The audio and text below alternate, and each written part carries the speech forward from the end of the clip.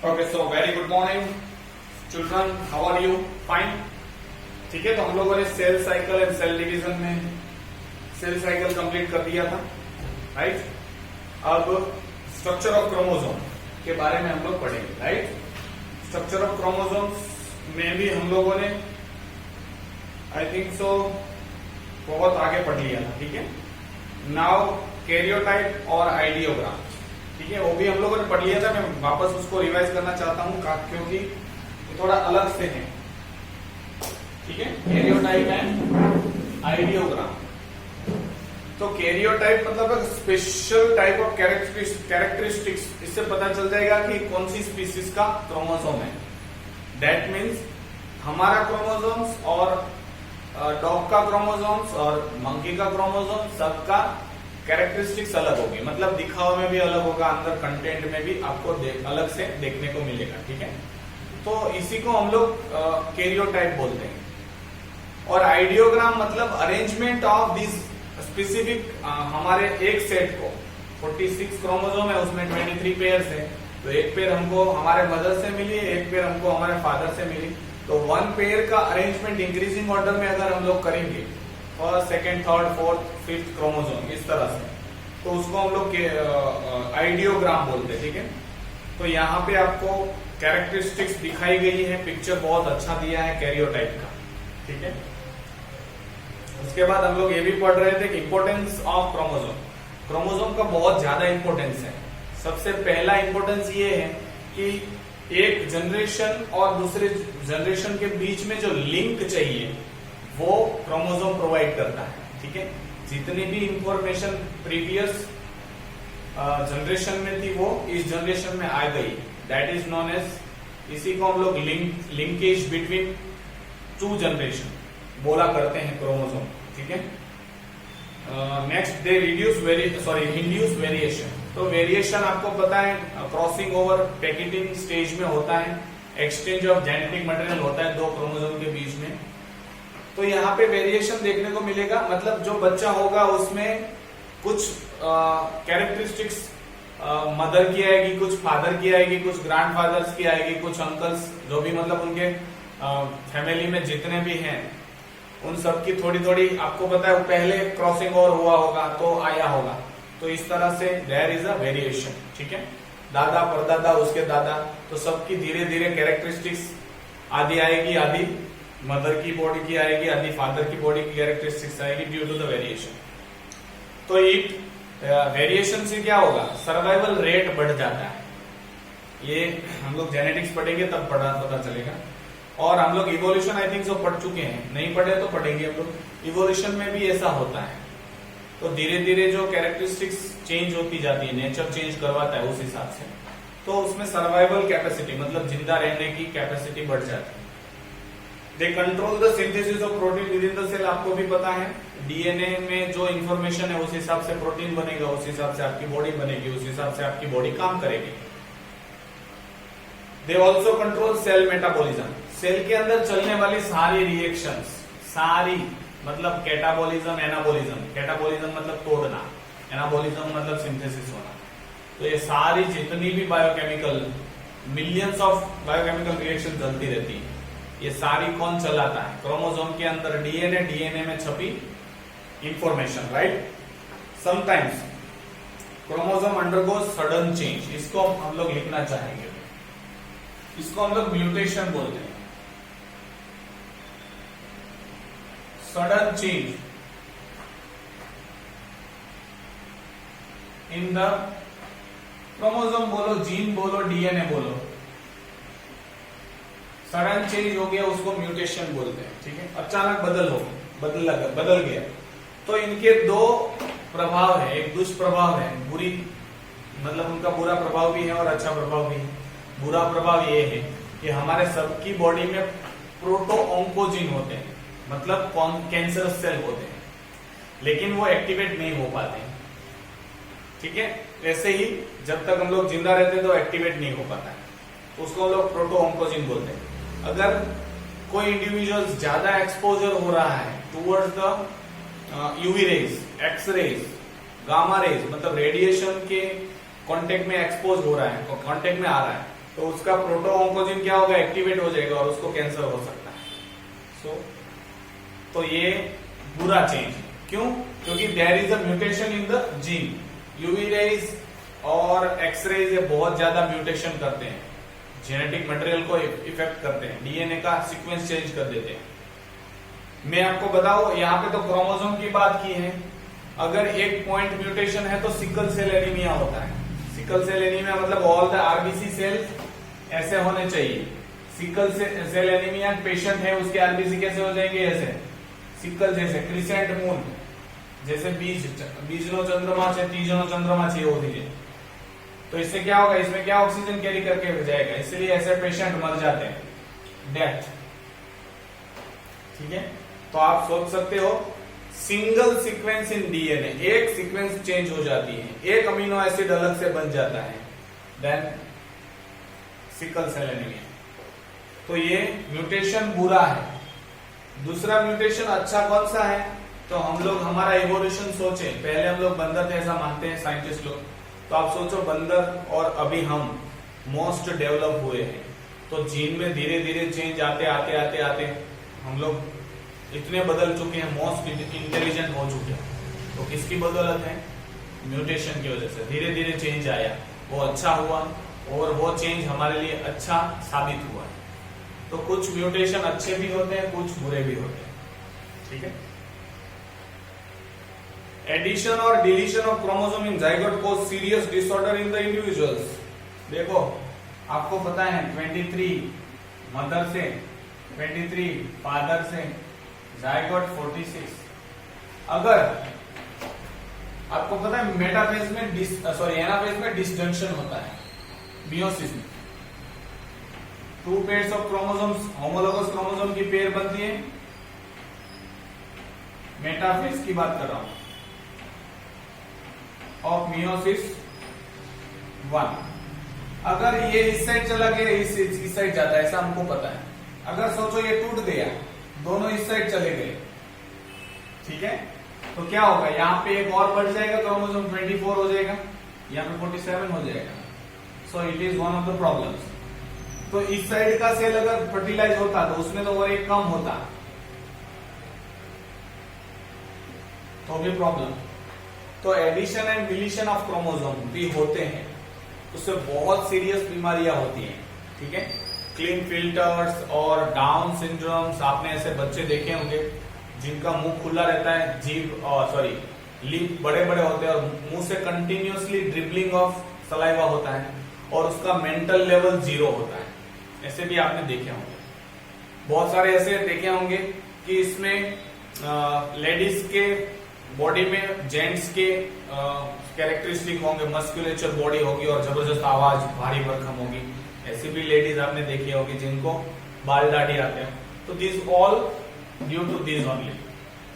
ये भी एक रिस्पॉन्सिबल है और दूसरे हार्मोन भी रिस्पॉन्सिबल है। तो addition and deletion of chromosome leads to serious disorder. Sex chromosome X and Y, जो भी सेक्स क्रोमोसोम हम लोगों को पता है 46 में 23 पेयर है, उसमें 22 ऑटोसोम्स है, 1 सेक्स क्रोमोसोम है। वो डिसाइड करेगा कि जो चाइल्ड होगा वो मेल होगा कि फीमेल होगा। So chromosome decide whether it should be male और फीमेल। जीन, आपको पता है जीन मतलब एक सेगमेंट है डीएनए का जो क्रोमोसोम के अंदर रहता है। फॉर एग्जांपल एक क्रोमोसोम है, इसमें बहुत सारे जीन होते हैं, 30,000 जीन होते हैं एक क्रोमोसोम में। तो ये एक सेगमेंट डीएनए का है जिनको हम लोग जीन बोलते हैं, which is responsible for a character. For example I colour के लिए एक जीन कैरेक्टर, ये जीन अवेलेबल है। तो ये जीन अगर नेक्स्ट चिल्ड्रन में जा रहा है, नेक्स्ट बच्चे में जा रहा है, नेक्स्ट जनरेशन में जा रहा है, that means this gene is a hereditary unit. Hereditary unit मतलब वारसागत जो चीजें मिल रही। मतलब आपने ऐसा नहीं सुना होगा कि किसी इंसान औरत ने गधे को जन्म दिया, किसी इंसान की औरत ने कुत्ते को जन्म दिया या कुत्ते ने इंसान को जन्म दिया। नहीं, इंसान के बच्चे इंसान। तो ये कैरेक्टर्स जीन के फॉर्म में क्रोमोसोम के साथ जाते हैं, तो दैट इज हेरिडिटरी यूनिट। तो gene is a unit of heredity. Gene बोलो या डीएनए बोलो, सेम चीज है। A segment of DNA is gene, इसको जीन बोलेंगे। Gene a molecular unit of heredity is the specific part of chromosome composed of DNA, इसमें DNA होता है। It encoded specific protein which express some particular features of the body. It is responsible for the transfer of character from one generation to the next generation और from the parent to the offspring.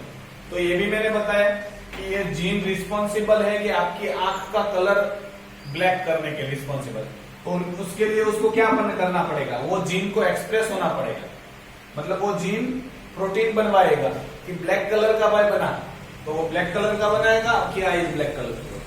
दूसरा, ये gene एक generation से दूसरी generation में जाता है, तो जो कैरेक्टर है वो ट्रांसफर होते हैं। पेरेंट्स टू ऑफस्प्रिंग, ऑफस्प्रिंग मतलब नया बच्चा। Genes are located on the chromosome occupying a fix position. Gene हमेशा फिक्स पोजीशन पे रहते हैं, ठीक है। 30,000 जीन का यहाँ पे पोजीशन फिक्स रहता है। तो ह्यूमन का फॉर एग्जांपल ये फर्स्ट क्रोमोसोम है, 23 पेयर्स है, तो उसमें से पहला क्रोमोसोम है। तो पहला क्रोमोसोम सारे ह्यूमन बींग्स का, यहाँ पे अगर आई कलर का जीन है तो सबकी जितने भी पॉपुलेशन है उसमें ह्यूमन बींग का पहला क्रोमोसोम ये position eye gene, eye colour के लिए होगा जीन, ठीक है। There are 30,000 gene in 30,000 gene हमारे ह्यूमन की बॉडी में होते हैं। तो यहाँ पे 1000 होते हैं, एक क्रोमोसोम में 1200-1500 जीन होते हैं, सॉरी 12 to 1500 जीन होते हैं। जैसे 23 क्रोमोसोम्स हैं, 23 पेयर्स हैं, तो 30,000 सारे मिलके क्रोमोसोम्स होते हैं। अब जो इंपोर्टेंट टॉपिक है वो है structure of DNA, deoxyribonucleic acid, that is DNA, deoxyribonucleic acid जो डीएनए कहलाता है। तो स्ट्रक्चर ऑफ डीएनए, डीएनए का स्ट्रक्चर हम लोग डिटेल में पढ़ेंगे। ये स्ट्रक्चर दिया है वॉटसन एंड क्रिक, दो साइंटिस्ट हैं। विल्किंसन भी इसमें नाम आता है, इन्होंने crystallography is a method, electron microscope में उन्होंने डीएनए को देखा। तो क्रोमेटिन जो फाइबर हम लोग देखते हैं न्यूक्लियस में, आपको पता है ये सेल, ये न्यूक्लियस, और न्यूक्लियस में ऐसा क्रोमेटिन फाइबर है, एक्चुअली वो क्या है, दैट इज डीएनए, ठीक है। ये डीएनए क्या मतलब कैसे होता है, it is wrapped around the histone protein, आपको पता है हिस्टोन प्रोटीन होता है, ठीक है। So very long DNA string, आपको पता, मैंने बताया है कि डीएनए 2 मीटर का होता है और सेल दिखाई नहीं देता है, सेल का न्यूक्लियस तो दिखाई नहीं देता है, उसके अंदर 2 मीटर थ्रेड रखना है, तो उनको इतना रैपिंग करना पड़ेगा, मतलब लपेटना पड़ेगा। तो उसमें एक प्लान मैनर में उसको रैप किया जाता है। हम लोगों ने आई थिंक सो पढ़ ली है रैपिंग। 1953 में वॉटसन एंड क्रिक ने इसी डिस्कवरी के लिए, 1953 की डिस्कवरी के लिए उसको 62 में नोबेल प्राइज मिला भी, ठीक है, नोबेल प्राइज दिया गया था। The DNA strand wrap around histone protein forming nucleosome, ये भी आपको पता है, ये हिस्टोन प्रोटीन है। तो डीएनए जो धागा है वो इसके ऊपर ऐसे लपेट जाता है, ठीक है। तो इस तरह से, और यहाँ पे एक और हिस्टोन प्रोटीन होता है जो लॉक कर देता है ताकि ये छूट ना जाए। अगर ऐसा ही खुला रहता तो सीधा निकल जाने के चांसेस है। तो 1 and 1 3/4 राउंड होते हैं लपेटा हुआ, एक है, फिर आगे जाके ये और यहाँ पे हिस्टोन प्रोटीन होगा, तो ये और एक राउंड लगाएगा, और एक, और यहाँ पे हिस्टोन प्रोटीन होगा, और यहाँ पे एक ऐसा होगा, ठीक है। आपको बहुत सारे मिल जाएंगे ऐसे। तो इसको हम लोग न्यूक्लियोसोम बोलते हैं। It is the structure of DNA. तो इस तरह से चलता रहता है, ठीक है, रैपिंग। इसको न्यूक्लियोसोम बोलते हैं। ऑक्टामर होता है, 8 हिस्टोन प्रोटीन होते हैं, 4 ऊपर 4 नीचे, और ये 9वां क्लिप लगा देता है ताकि ये यहां से छूटे ना। तो DNA is also called a macromolecule इसको डीएनए को मैक्रोमोलिक्यूल इसलिए कहा जाता है क्योंकि बहुत बड़ा है, लार्ज सिंगल मॉलिक्यूल है।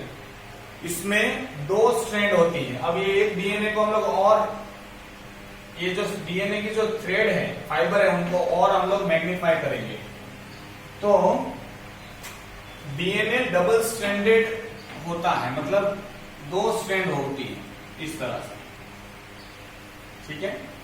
अब आपने ऐसा सीढ़ी देखी होगी, उसको ट्विस्ट करो। आपने ऐसा बहुत सारे जगह पे सीढ़ी देखी होगी, पता नहीं, ऊंची ऊंची जो इमारतें होती हैं या फिर बहुत जगह कम है, पानी की टंकी होती है, उसमें ऐसी सीढ़ी होती है, ठीक है। जैसे आप चढ़े होंगे, पता नहीं, सीधी सीढ़ी, फॉर एग्जाम्पल ये सीढ़ी सीधी है, बीच में स्टेयर केसेस है, ठीक है, पगथिया अच्छे नहीं बच्चे। अब इसको ट्विस्ट करो तो इसको ऐसा आपको दिखाई देगा। अब ये सारी ट्विस्टिंग मतलब ये स्टेयर केसेस के जो भी है वो इसमें ऐसे हो जाएंगे। तो DNA is double helical structure, helical मतलब ट्विस्टिंग है इस तरह, ठीक है। तो डबल हेलिकल स्ट्रक्चर डीएनए। सो यहाँ पे उसके क्या कुछ कैरेक्टरिस्टिक्स के बारे में और स्ट्रक्चर के बारे में बोला है। It is composed of 2 filament, 2 strand है, दोनों एक दूसरे को ट्विस्ट है, ईच अदर हेलिकली कॉइल्ड है, कॉइलिंग शो कर रहे हैं, ठीक है, दोनों डबल हेलिक्स स्पाइरल स्टेयरकेस आपको देखने को मिलेंगे। ईच फिलामेंट और जो भी एक स्ट्रैंड है वो किसका बना हुआ है, न्यूक्लियोटाइड्स का बना हुआ है। ये जो भी स्ट्रैंड है वो न्यूक्लियोटाइड्स का बना हुआ है। अब ये न्यूक्लियोटाइड क्या है, it is nucleoside plus phosphate, phosphoric acid, that is nucleotide. अब ये न्यूक्लियोसाइड क्या है, pentose sugar plus nitrogen base, ठीक है, ये न्यूक्लियोसाइड है। अब पेंटोज शुगर कैसा होता है, 5 कार्बन कंपाउंड है ये, और ऐसा होता है, ठीक है। और यहाँ पे फॉस्फेट ग्रुप लग जाता है और यहाँ पे नाइट्रोजन बेस होता है। नाइट्रोजन बेस 4 है, adenine, guanine, cytosine, thymine, AGCT। Adenine, guanine, purine है, प्यूरिन मतलब केमिकली एक उसमें ऐसा होता है, साइक्लिक कंपाउंड है, ठीक है, 2 नाइट्रोजन और वो सब होता है। और ये दोनों पिरिमिडिन है, पिरिमिडिन मतलब होता है एक साइक्लिक कंपाउंड है और दूसरी पेंटागन उसके साथ ज्वाइंट, एक रिंग, मतलब केमिकल स्ट्रक्चर ऐसा होता है, ठीक है। तो AG मतलब adenine and guanine are the purine, cytosine and thymine are the pyrimidines, ठीक है, ऐसा बोलते हैं। आप अगर याद रहता है तो रखो, वरना सिर्फ नाइट्रोजन बेस पूछते हैं। डीएनए में थाइमिन होता है, अगर आरएनए होता है तो थाइमिन की जगह पे यूरासिल होगा। इतना डिफरेंस है डीएनए में आरएनए में। और यहाँ पे ये डीएनए है तो यहाँ पे ऑक्सीजन नहीं होगा, अगर आरएनए है तो यहाँ पे ऑक्सीजन होता है, दैट्स डिफरेंट, यही सिर्फ डिफरेंट है। वापस एक बार बोल रहा हूँ, डीएनए में ये पेंटोज शुगर है, राइबोज शुगर जिनको बोलते हैं, डीऑक्सी राइबोज शुगर होता है, तब यहाँ पे ऑक्सीजन नहीं होता है डीएनए में, तो एक ऑक्सीजन कम हुआ इसलिए डीऑक्सी राइबो बोलते हैं। राइबोज शुगर डीऑक्सी है, ऑक्सीजन के बिना का, सेकंड कार्बन पे। दूसरा, डीएनए में थाइमिन होता है नाइट्रोजन बेस में, आरएनए में थाइमिन की जगह पे यूरासिल होता है। अगर ये आरएनए होता तो पेंटोज शुगर कैसा होता, ऐसा राइबोस ऑक्सीजन वाला, राइट। तो इस तरह से स्ट्रक्चर होता है। तो आपको मतलब ये फिलामेंट किसकी बनी हुई है, न्यूक्लियोटाइड। आपको पता है पॉलीथीन, इथिन एक मॉलिक्यूल है, ऐसे बहुत सारे मॉलिक्यूल मिलकर पॉलीइथिन बनती है, जो पॉलीथीन बैग हम लोग कहते हैं, राइट। तो सेम थिंग है, डीएनए क्या है, पॉलीमर ऑफ न्यूक्लियोटाइड। न्यूक्लियोटाइड ऐसे ज्वाइन हो जाएंगे, थ्रेड बन जाता है। न्यूक्लियोटाइड क्या है, nucleoside plus phosphate group. Nucleoside क्या है, तो पेंटोज शुगर और नाइट्रोजन बेस मिलके न्यूक्लियोसाइड बनाते हैं। उसमें अगर फॉस्फेट ऐड कर दो तो ये कंप्लीट न्यूक्लियोटाइड बन गया एक। ऐसे बहुत सारे न्यूक्लियोटाइड मिलके पूरा बनता है। ठीक है, देखो यहाँ पे आपको दिया भी है। चलो 4 नाइट्रोजन बेस हो गए, सब unit pentose sugar phosphate and nitrogen base में हम समझा दिया। अब दूसरा, नाइट्रोजन बेस में एडेनाइन हमेशा थायमिन के साथ बॉन्डिंग बनाएगा, या तो थायमिन है तो डबल बॉन्ड के साथ एडेनाइन होगा, अगर ग्वानाइन है तो ट्रिपल बॉन्ड हमेशा साइटोसिन के साथ बनाएगा, अगर साइटोसिन है तो हमेशा ट्रिपल बॉन्ड ग्वानाइन के साथ। तो this is the bonding pattern. ठीक है, एडेनाइन हमेशा किसके साथ बॉन्ड बनाएगा? There are 2 bond hydrogen bond between adenine and thymine and there is a 3 hydrogen bond between guanine and cytosine। तो एक कॉम्प्लीमेंट्री बेस पे है। एडेनाइन हमेशा किसके साथ बाइंड होगा? थायमिन के साथ। वो क्या चक्कर है उनके बारे में अभी हम लोग पढ़ेंगे। चलो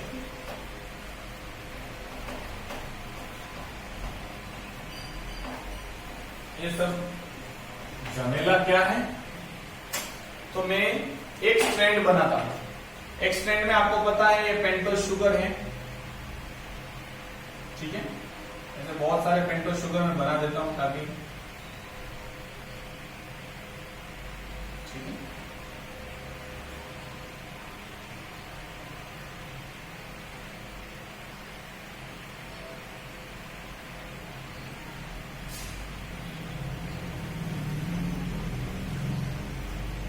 आपको पता है यहाँ पे नाइट्रोजन बॉन्ड होगा, तो फॉर एग्जांपल आप यहाँ पे एडेनाइन रख दो, यहाँ पे ग्वानाइन रख दो, यहाँ पे साइटोसिन रख दो, यहाँ पे आप थायमिन रख दो। अभी एक है उसको न्यूक्लियोसाइड बोलते हैं। क्यों? Pentose sugar plus nitrogen base nucleoside. अब यहाँ पे 5th कार्बन पे फॉस्फेट आके अटैच हो जाएगा जो इसके साथ बॉन्ड बनाएगा। डाइट फॉस्फोडाइस्टर बॉन्ड कहते हैं इसको। 2 न्यूक्लियोसाइड के बीच में फॉस्फोडाइस्टर बॉन्ड होता है। ठीक है, तो वैसे सब न्यूक्लियोटाइड के बीच में बॉन्डिंग होगी, बॉन्ड बनता है। तो यहाँ पे कौन सा कार्बन? 1 2 3 4 एंड 5th, तो ये 5' एंड है। सॉरी, कौन सा कार्बन फ्री है? 1 2 3, तो 3rd कार्बन फ्री है, तो 3' एंड बोलते हैं। यहाँ पे कौन सा कार्बन फ्री है? 5th, तो 5th' एंड बोलते हैं। तो इसको मैं क्या बोलूंगा? 3' 5' ओरिएंटेशन, डायरेक्शन ऑफ बॉन्ड। ठीक है, वो बहुत हायर है, मतलब छोड़ दो, नहीं समझ में आ रहा था, सिर्फ जितना समझ में आ रहा है। अब देखो ये एक स्ट्रैंड हुई, सामने दूसरी स्ट्रैंड होगी, मतलब यहाँ पे नाइट्रोजन